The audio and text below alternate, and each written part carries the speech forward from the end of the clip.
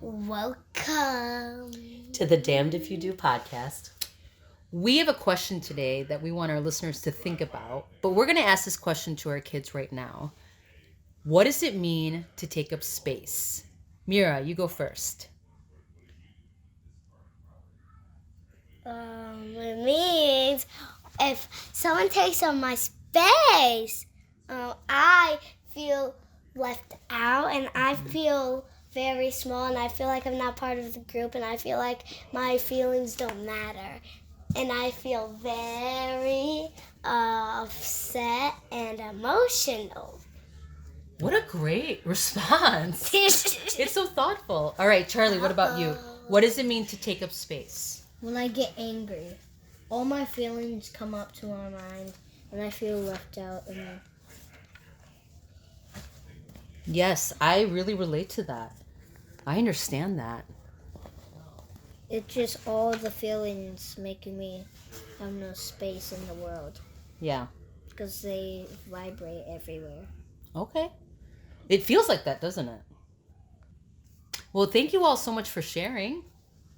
Thanks for listening to our content.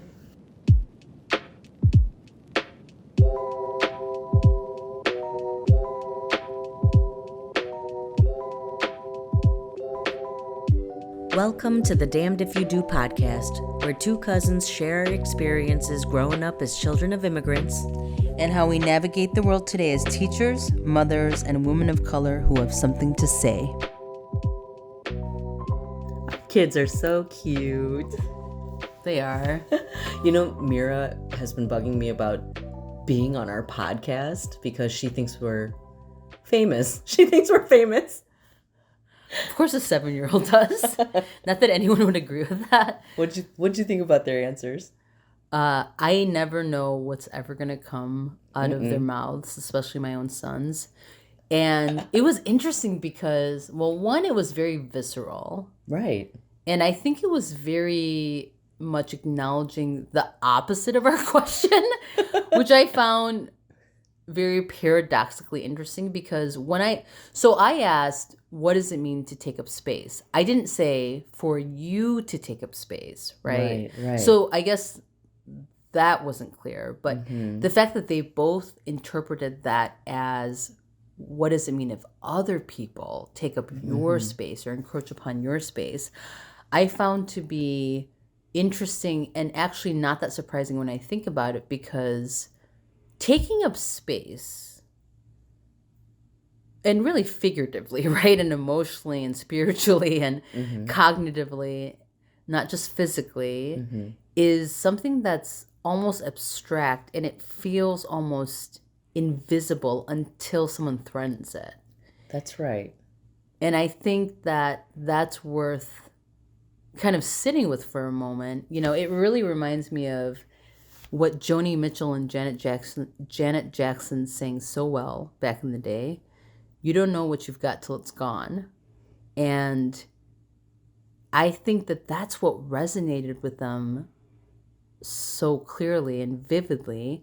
And actually, I would say across people, including adults, right? You don't know that space is there until it feels like it's being taken away.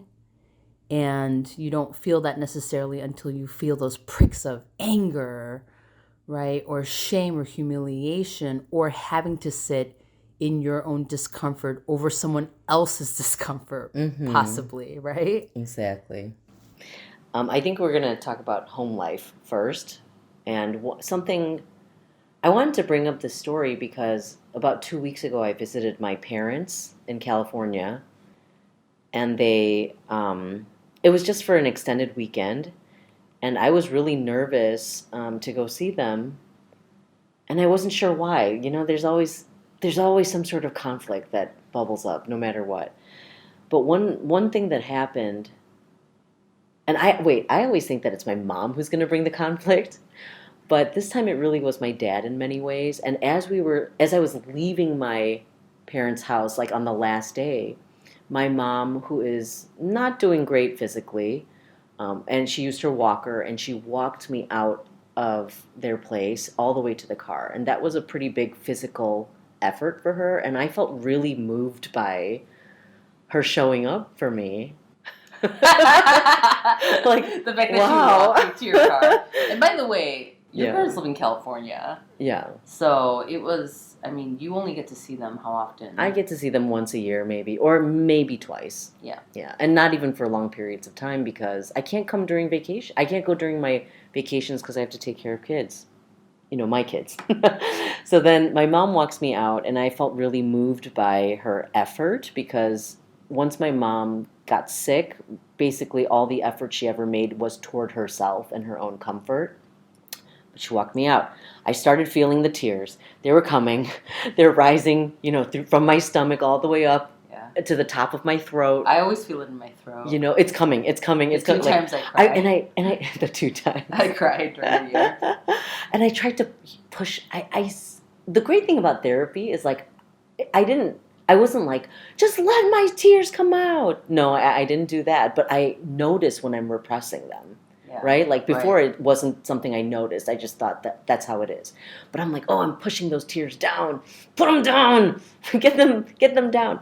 And then I looked at my mom and she looked like she was about to cry.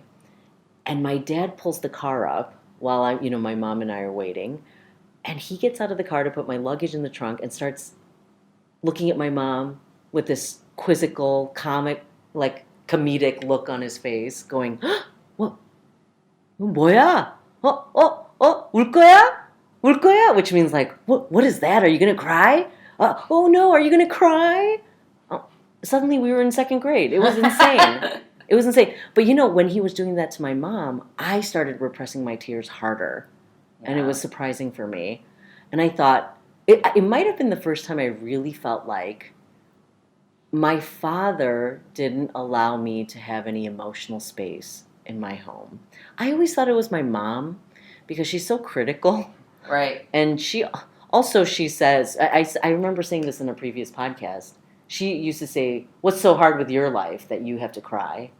That's such a typical parent response. Yeah. And so I used to always blame my mom for not having enough emotional space. And then I realized, oh, it's my dad too. In a different way. They can split it. They can split the blame for this one. It is in a different way because he's just uncomfortable with any display of emotion, especially if it's negative. I can really relate to that because, well, first of all, my dad's the perpetrator of all negative emotions, or was in our home when I was growing up. And my dad is a Brillo pad.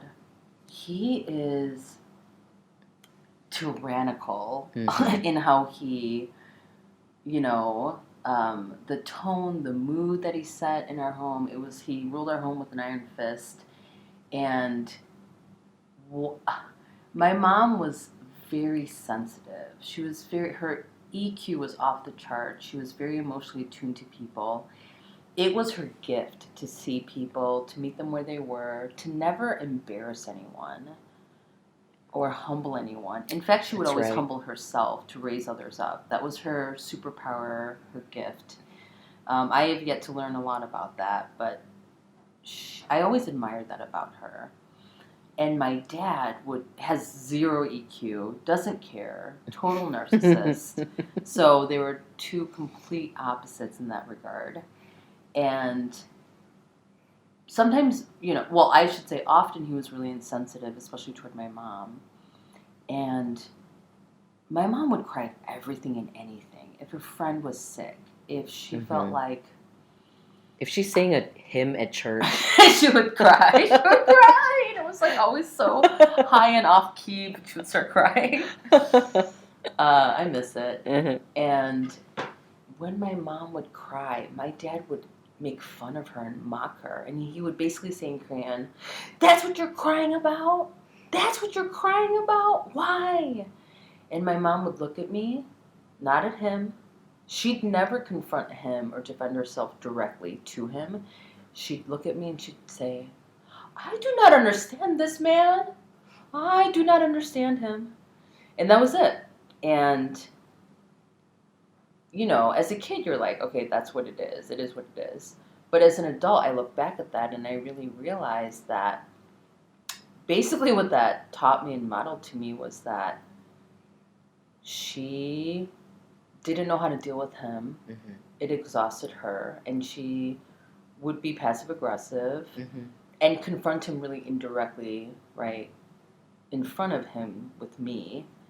And that was just really interesting because she was, in her own way, really conflict avoidant. And so was my dad, actually. Mm. Because rather than trying to deal with negative emotions, he ridiculed it and he dismissed it, which is also avoidant. It was the first time, like, that I realized it's my dad's discomfort with emotion Mm-hmm. that forced him to encroach on mine, right? Yeah. Because when your emotions are very emotive, like you are, they're coming out of you. Do you know what I mean? And Like, it takes up space. it takes up It can space. take up a lot of space. Tears take up space. Anger takes up space. Like, you know, it encroaches. Like, it creates this area around you, and my father hates that. My mom, interestingly, doesn't hate it. She has Takes up lots all of the space. She has lots of emotions. Takes up a lot of space in our family. Yeah. She doesn't take any up in society. Right. Which is why she would disproportionately probably take it out on you all. Exactly. Yeah. Exactly. But you know what was allowed was anger. So if any emotion was able to take up any space in our home, it was anger. Right. And that fits with Korean culture. Yeah, and that very much aligns with my home growing up. Yeah. In Korea, people were allowed to show anger. They weren't as allowed to show other emotions. Although all the dramas of people crying so hard, you know, I don't know. But in reality, I don't know if they allow other negative emotions. Anger is just the big one. And while my dad allowed for anger in the home and anger was okay in our house, it wasn't his go-to emotion. It wasn't his natural state of negative emotion. In fact, most of the time when there was negative, like, tension in the house, it was caused by my mother. Right. And his role was to be the peacekeeper. He just wants peace. He wants everybody to get along. He doesn't care if we process our emotions, if we let them out, if we are honest with each other, if we confront each other. No, none of that. No discomfort. Just no discomfort. And quite often, when my mom was being very stubborn about something, he would say to me, "Why don't you be more patient with her? You know, she gets like this." And he's asking me to Buffer. eat my emotion, buffer it, and maybe through the lens of our podcast, like this episode, to shrink myself so that the person who is taking up more space can feel like they're getting their way or their say. That's very Korean because what's that Korean saying? Chama. Oh, like, which one? Yeah, 네가 참아. 네가 참아야 돼. Which means you are the one who should be patient. And it was really frustrating for me. He's still like that. He wants me to cover over all family conflict. If I draw any boundaries with certain family members, he wants me to be the one to cross my own boundary. You know, Olive branch, peacekeeping. Exactly. But it doesn't matter how I feel at all. My mom was exactly the same. And my mom, you know, was, because she passed, was your dad's sister. I was going to say, they're related. They're from the same family. They're cut from the same cloth. My mom Yep. would always buffer any conflict I had with my father. Mm-hmm. I fought with my dad non-stop growing up. In fact, in high school, I left my house and I stayed with one of my best friends at the time for a month. I was probably like a sophomore or junior in high school because I fought with my dad so much. And, you know, looking back, there are many reasons why it took me till my 40s basically to learn how to manage conflict, because my mom, and it's not entirely her fault by any means, but it was modeled in my home where my mom would always be the peacekeeper. She would interrupt whatever fight we were having. She'd take me to the side and she'd say, "Just understand him. You'll never understand his love the way I do. So just be patient." That's so bizarre. I know. Just be patient. And the thing is, like, I feel like most homes have one peacekeeper. Not always, but there's usually one. Yeah. And while they are so well intended, the problem with that is you don't learn conflict management. No. You don't learn that it's actually really important to sit in discomfort. and to process your own emotions Yeah. and then to talk through it. Maybe it's because my dad and your mom grew up in a family of 10 siblings. I know. And they didn't even have It was chaos. it was just chaos. Yeah, they had to figure out how to keep the peace. But they, even as adults, they do it to each other, and there's all this simmering resentment. Yeah. And I think that's one of the things that I realized about the way that my dad insists on having peace. I can't ever share my emotions, and so when you repress those emotions, it becomes resentment. Right. And that's how sometimes they feel about each other. Mm-hmm. And so one of the things that I've been learning recently in therapy is that, well, it's not recent because my therapist has literally been telling me that I'm a people pleaser for like the last 4 or 5 years. Mm-hmm. And I'm like, not a single one of my friends would think that I'm a people pleaser. Gary, my husband, definitely doesn't think I'm a people pleaser. Sure. You know, don't please him. yeah, and in my lifetime, I always have stood up for my principles. Like if something you really have. upsets me, like my body won't let me get away with it. Like, Right. The body knows. yes, I like have diarrhea until I like take care of whatever issue that I need to take care of. So I'm like, I'm not a people pleaser, but as I start opening myself to the idea of what that means, I'm like, I'm totally a people pleaser. I'm totally one. Starting a new job this year has cemented that fact for me because I'm meeting all these new people, and I'm thinking about all the ways that I am a people pleaser. Now that's like the layman's terms, right? People pleasing. Right. And I think most people have a negative association with that. They think it's weak. But Right. you are the person who taught me from your therapy that people pleasing actually means the fawn response. Yeah, so I guess it falls under something called complex PTSD, and most people do during their like survival responses. They do fight or flight, right? Which most of us know, and then there's of course freeze, right? If there's a great danger in front of you, you can fight, flee, or freeze. But one of the responses that people don't really understand, I think, is I certainly didn't, is the fawn response, FAWN. And, you know, to make it sound easier, I think we call it people pleasing. But I think it's hard to understand that it's not really that you're going around just making sure people like you all the time. Like, I could care less if they like me. You know, I don't care, like, in that sense. But what I do care about is the fact that if I want to feel safe, I need to make sure that the other person that I'm in a conflict with, they feel safe first.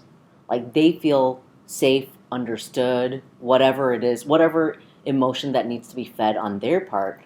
If I can make that happen for the other person, then I myself will feel safe. Mm-hmm. Does that make sense? Yeah. And so as I thought about what that means, it means that I'm hypervigilant, right? That's one of the like words that help me understand, yes, I am indeed a people pleaser because I'm hypervigilant. I can notice somebody's mood in a second. I walk into a room, I notice how they're feeling from their body language, their energy, their facial expression. Any little sign, I have a feeling that I already understand. Little sign. Any tiny little sign. And then I do all of these like master moves to make sure that only you're aware of. that only I'm aware of, to make sure that that person feels like attended to. Because if they feel safe, then I'm safe. And what this naturally does is that it makes me shrink. I have to make myself, my needs, my desires, my frustrations, my whatever, smaller. And I'm shrinking so that the other person can feel bigger and, you know, more important. And in that sense, you know, I've pleased them so that I might feel safe. Now, this is a dynamic I learned from my mother because she was sleep deprived and so incredibly moody, which also led to being very critical.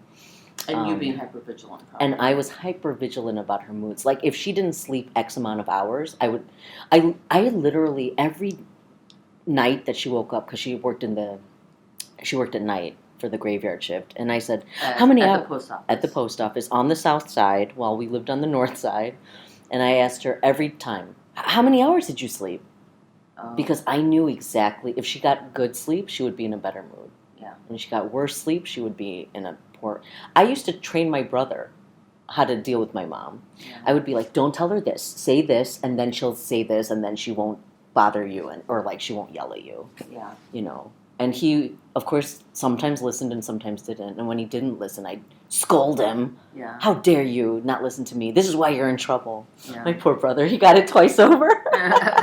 But And I think you told me that this is a response to complex PTSD, the fawn response. yeah, I mean, yeah. Well, how would you describe complex PTSD? So as far as I can understand what that means, it means that it's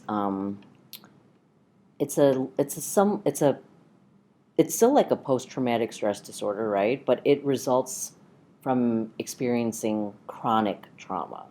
So you might experience like it's like trauma with a lowercase t almost, and it happens chronically over and over and over and over again until it develops a certain response in you. And so in just to lay out an example, right, what I talked about in terms of my mother, consistently moody, consistently critical, and me just dealing with that over and over and over again throughout my entire childhood, it has developed this sort of people-pleasing tendency in me, where I know that if I can manage my mother's emotions, if I can be hypervigilant and manage her emotions, I myself will be saved. But there's no room for me to think about what I need, because my mom's needs are front and center. It doesn't help that my dad is also a people pleaser, right? So that I'm learning his survival mechanisms, his survival coping skills, and that's helpful.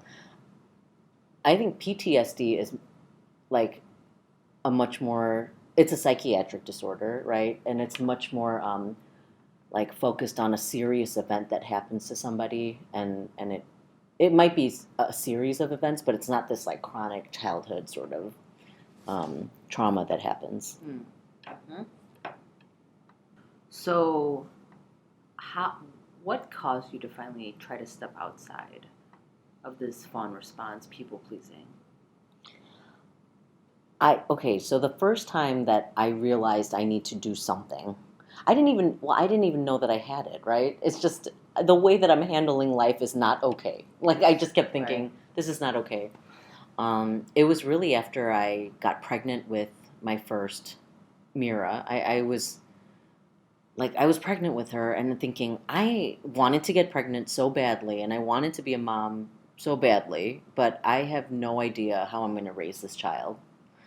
And I don't know that I feel happy or content enough in my own life or even in my relationship with my husband, whom I love. And, it's not like we were on the verge of divorce or doing something, it's not like we betrayed each other or anything. It's just something about like my relationship with him and the way that I was raised and the fact that I was pregnant. It all brought forth this feeling of something's got to change. Right.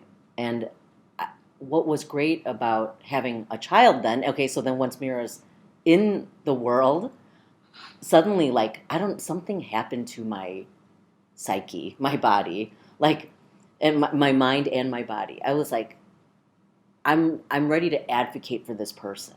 Right. And it's so funny because I still wasn't ready to advocate for myself. Yep. But now I have this tiny person and I'm in charge of her and she came out of me and I have to advocate for her. Right. And she has to have the life that's not mine. Like I can't repeat this sort of generational trauma. Right. And I think that's really what kickstarted my like journey into wellness or whatever. Because it emboldened you to seek space. That's right. For her and for yourself. Yeah, I can't believe how little space I've taken up in my life.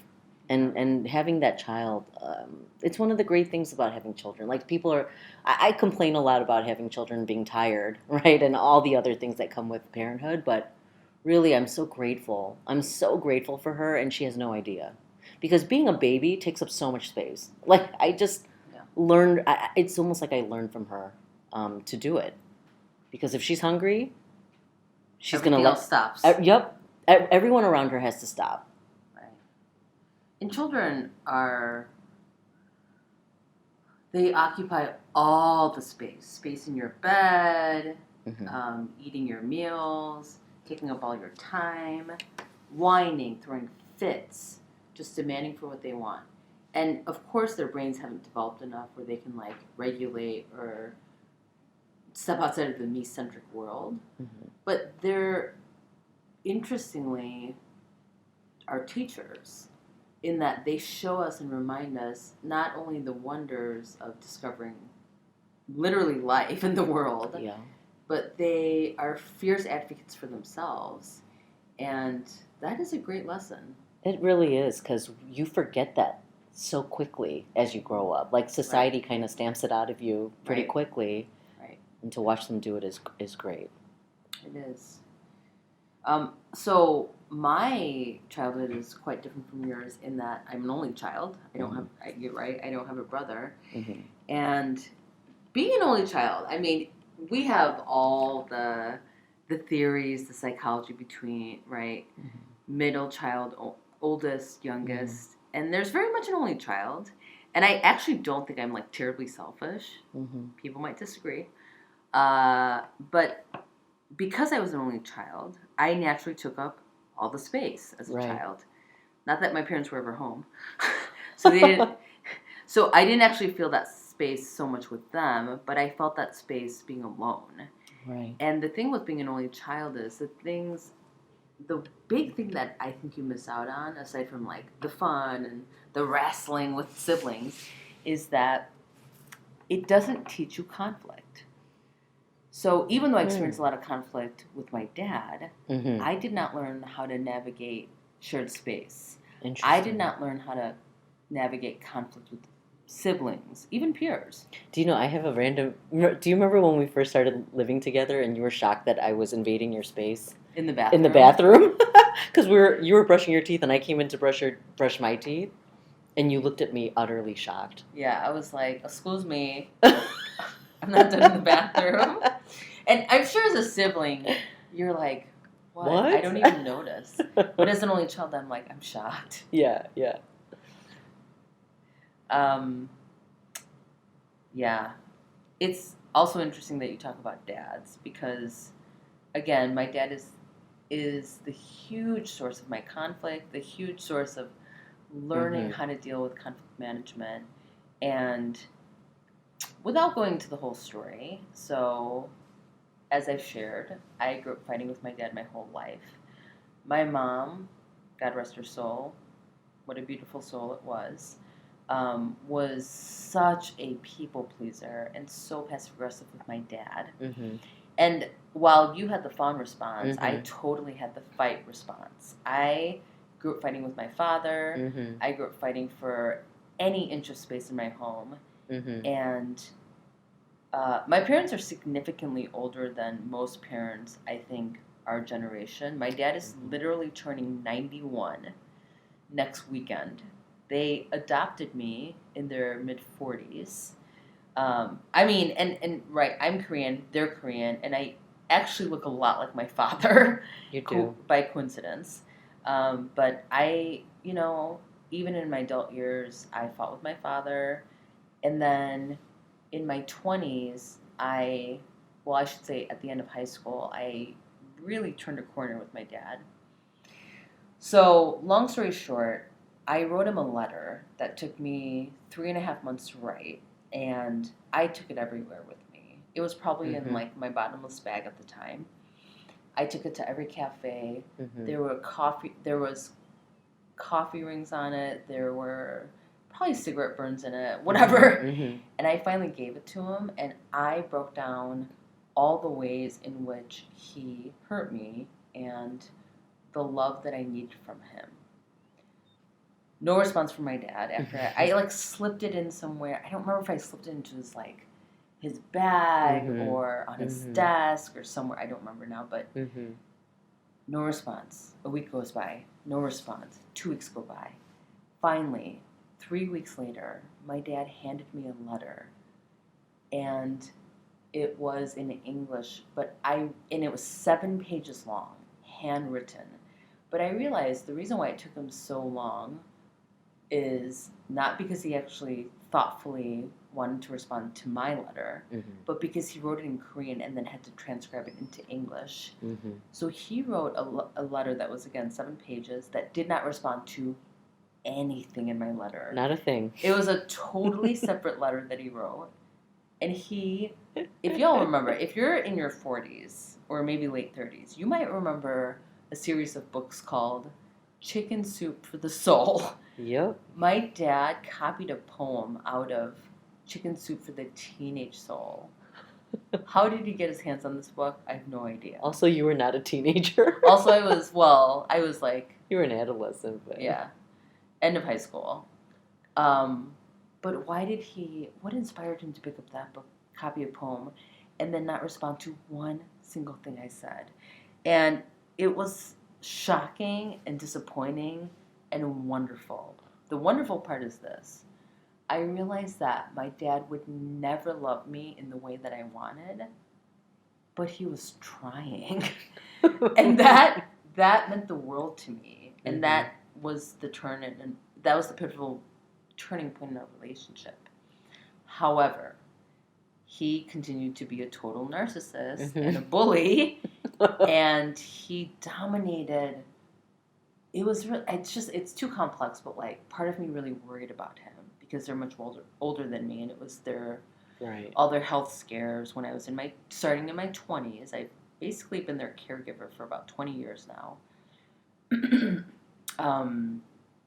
It was the emotional space he took up in not allowing me to feel sadness or anxious or any number of things. I had to always be in control like him. Right. And I just remember spending my 20s, my 30s, always trying to, at that point, please him. So I guess I had a fond response then. But only toward him. But only toward him. And it was born out of time for so many years that I just fought with him. I think I was just surely exhausted.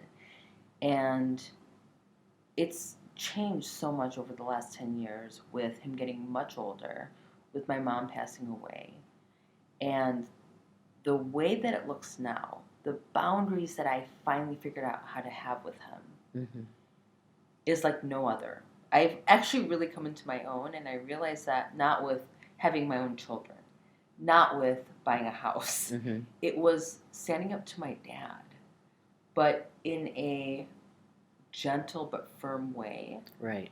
I no longer feel the obligatory pangs of having to call him every day, to have to visit him every weekend. I mean, he lives in Mount Prospect, so he's not super far, but that's still a 45 to 1 hour drive for me. I don't worry endlessly about his well-being, physical and or emotional. And I no longer allow his criticism and his bigotry to affect me. And that has really helped me draw boundaries, to know when to get off the phone with him, to not have to visit him every weekend, to let his girlfriend take care of him, and to let go of all the anxious perfectionist tendencies I basically had in my young adulthood. It's just, I know how to really take up more space in my adult self. I've never seen you have more boundaries with your father and be happier about it, because he's always had, like, we joke that my mom is your dad. They're not the same people, of course, but they have similar personality, shall we say, flaws? Shall we say, people involve space? Exactly. They take up so much space, and when someone takes up that much space, you have to draw boundaries. Yes, you do. Yeah. Or you're going to drown. You have to survive or drown. One thing that because we were trying to figure out, like, how do we take up space, right? Like, so these are all these ways that people are encroaching on our space, but what do we do to take up space? And one of the things that we kind of had, we had to, like, think about it, because I'm like, well, I almost visually see, like, a hula hoop around me. It's just like this layer of, or this circle of space that I exist in.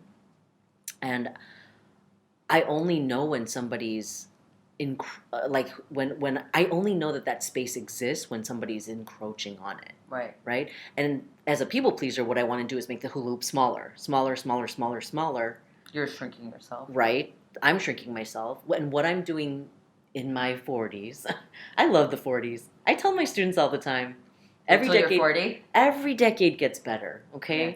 And in my 40s, my body is not, getting better, but my mind is getting stronger. My spirit is getting, more free. But it's I got to hold that hula hoop because if somebody like my mother or like someone at work or whomever is encroaching in on that space, it's really keeping that boundary. And I'm not taking all the space, but I'm taking the space that I deserve to have. Yeah. Because it's mine. Because I deserve it. I am me, right? I Talk about- also should be there. Talk about work. How are you taking up space at work? So I had mentioned earlier that I got a new job this year, or I switched. I'm still an educator, but it's at a different school.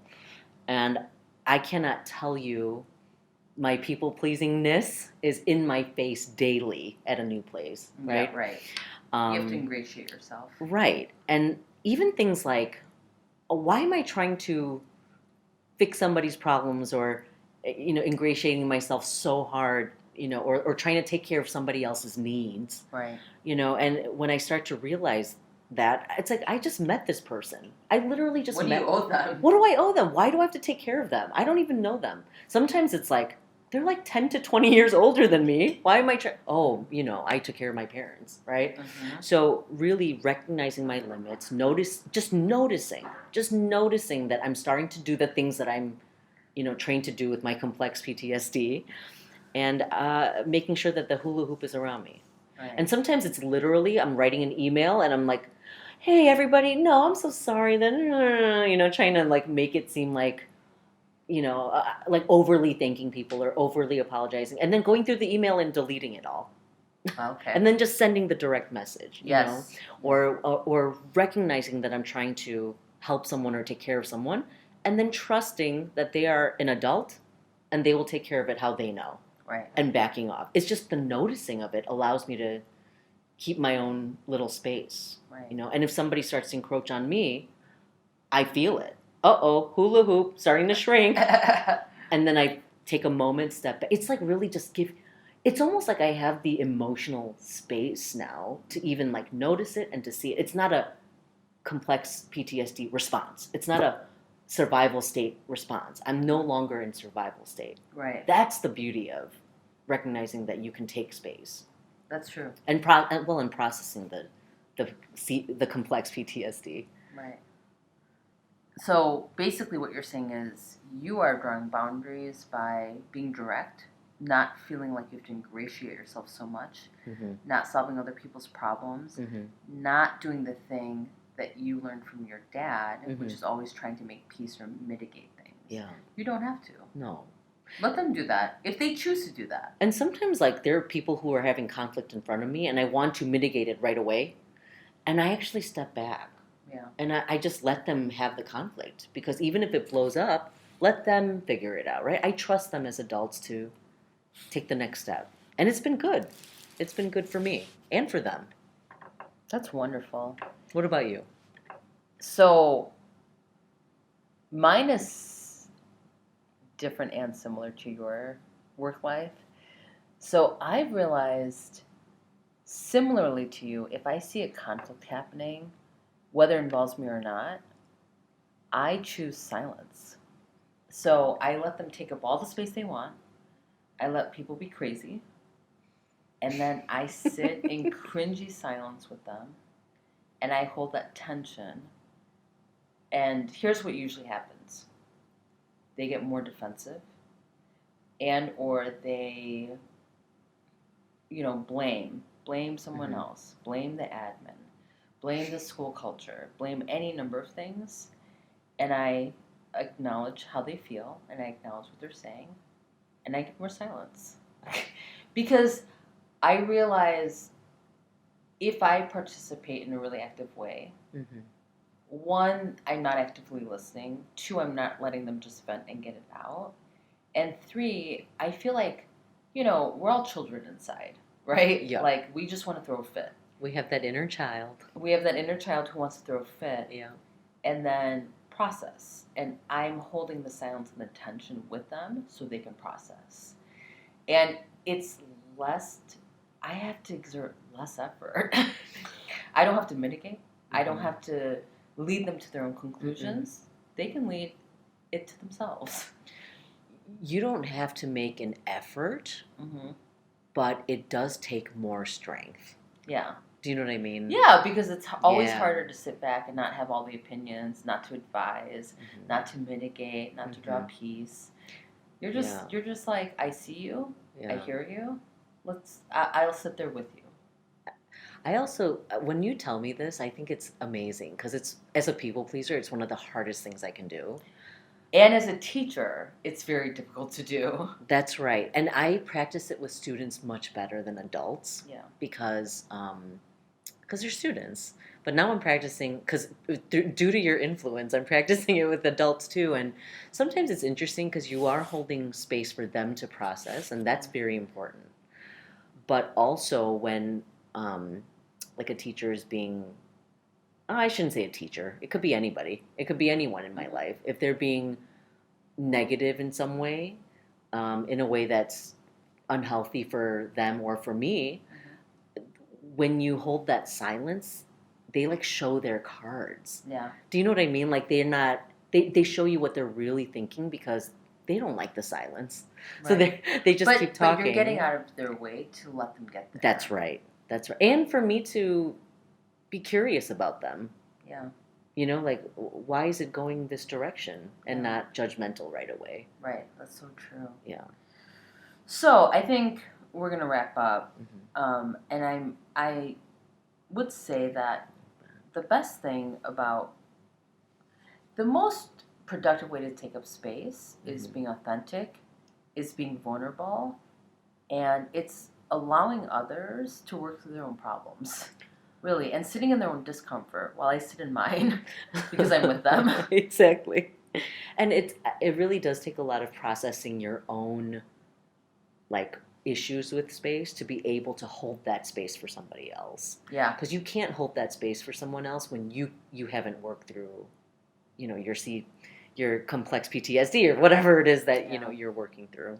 I think something that also helps me with work and life is for me to learn more how to admit when I'm unsure, when I'm wrong, and having that humility to learn from others, because actually not only does it allow people to, like, it's kind of a way of elevating others, but also like really growing in yourself. Yeah. And learning how to, because the best space is when you feel so free. Yes. And you feel really authentic. And the hardest times to be authentic is when you feel like you've messed up, or you've offended someone, or you've hurt someone. Yes.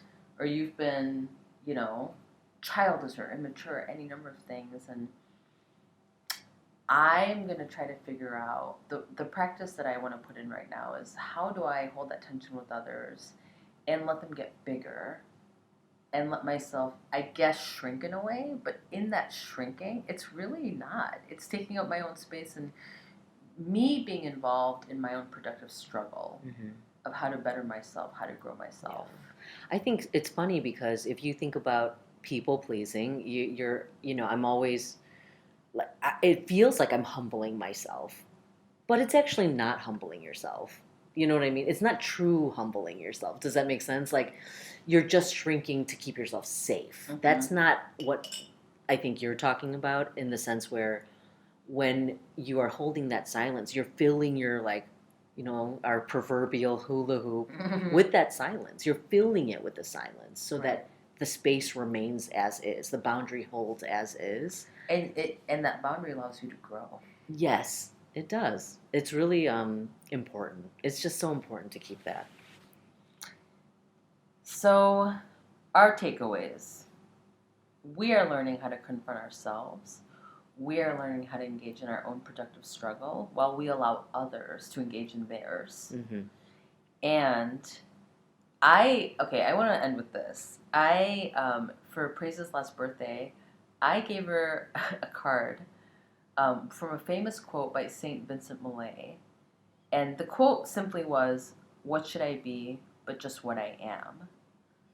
But then you did something with that at work. Yeah, I had a student. There's some project like Humans of New York, except it's for our school. And a student that I didn't know came and interviewed me and took my picture. And she asked me to give a quote that encapsulates who I am, so she could publish it. And I wrote her back. I'm just going to read it to you as is. I wrote, published in 1922, Edna St. Vincent Millay ends her poem, The Singing Woman from the Wood's Edge, with this line, "What should I be but just what I am?" It's my life's motto. Every decade of my life has been more wonderful and fulfilling as I face the truth more boldly of what I am. I offer up the same wish for all of our students. And in this case, we offer up the same wish for all of our listeners and everyone else. Yes. Thank you so much for joining us. Till next time. Thank you.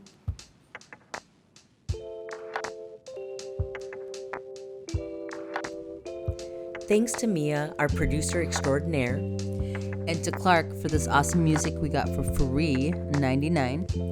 You can find us on YouTube, Apple, Spotify, or wherever. You can also email us at damnedifyoudopodcast@gmail.com. It's a mouthful, but you're worth it.